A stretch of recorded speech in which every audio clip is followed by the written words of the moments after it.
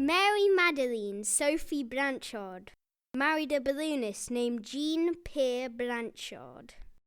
Instead of cooking, sewing, and other household duties, Mary quickly became a skilled assistant for her husband's launches.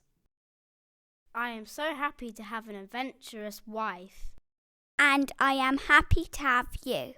She travelled with her husband throughout Europe and North America, making over 60 flights. I love flying and seeing the whole world like a bird. One day, Jean, Sophie's husband, was flying over Taihug. Suddenly, he suffered a heart attack and fell to the ground. Mary, what are you going to do? I had promised to Jean to carry on our business, and I will become a balloonist myself. You are so brave. Mary Magdalene Sophie Blanchard was the first woman to make flying her profession. She became a celebrity, and her ascents in a number of major European cities drew massive crowds. Though on land she was timid and suffered from a variety of phobias. Did you hear that Mary Blanchard fears carriage travel and drowning? That aside, she became one of the most successful balloonists. Ballooning was a risky business for the pioneers. Blanchard lost consciousness on a few occasions, endured freezing temperatures, and almost drowned when her balloon crashed in a marsh. Poor lady, did she fall down from the sky? Are you all right? Yes, thank you. At least come and have a cup of tea. It'll warm you up.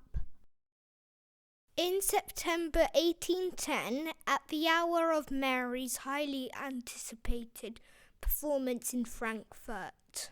Oh no, my ship is leaking hydrogen and soon would be unable to ascend. What is she doing? Is she going to kill herself? Crazy woman. Mary, without hesitation, detached the ship's basket, stood on the narrow ring that secured the balloon's netting, and took off into the air. Balanced precariously on the hoop, she twice crossed the main river above the heads of her thrilled spectators. She continued this way for 2 hours, covering about 40 kilometres, until freezing temperatures forced her to land. Monsignors, she is a very brave woman, not crazy. Another day, during a flight from Milan in August 1811, Blanchard again faced difficulties with her liftoff. Facing a discourteous official and an impatient crowd, she quickly cut the cords and ascended into the night air. A strong gust of wind pushed her balloon from Milan over the Apennines and nearly to the coast of Genoa in just an hour. Blanchard landed in a forest outside the small mountain village of Monte Bruno, where she spent the night. Miracle, miracle, miracle.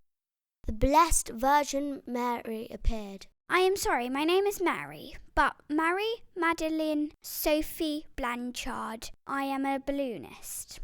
Aeronauts were not always greeted with such reverence. Eyes on the sky. It's a spy. Shoot him. Soldiers! Here is an order. Shoot the spy. What are you doing? Is this the way you greet a lady? General, it looks like a lady. Nonsense! General, the object is too high to be flown by a woman. Emperor, there she is, our Imperial aeronaut. Look, everyone, that woman is a sample of our success. You wish. Napoleon was an extremely ambitious man.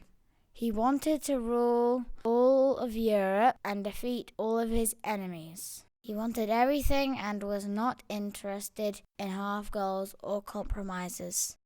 And he lost everything. Nevertheless, Blanchard survived Napoleon's political fall to become the official balloonist of the Restoration monarchy under Louis XVIII in 1814. Unfortunately, during an exhibition in the Tivoli Gardens in Paris, she launched fireworks, and it caused an accident. The flaming balloon fell rapidly, and Sophie Blanchard crashed onto a house. She was thrown from the gondola onto the roof and from there onto the street below. She died in front of the house at 16 Rue de Provence. She was one of the most remarkable women in history.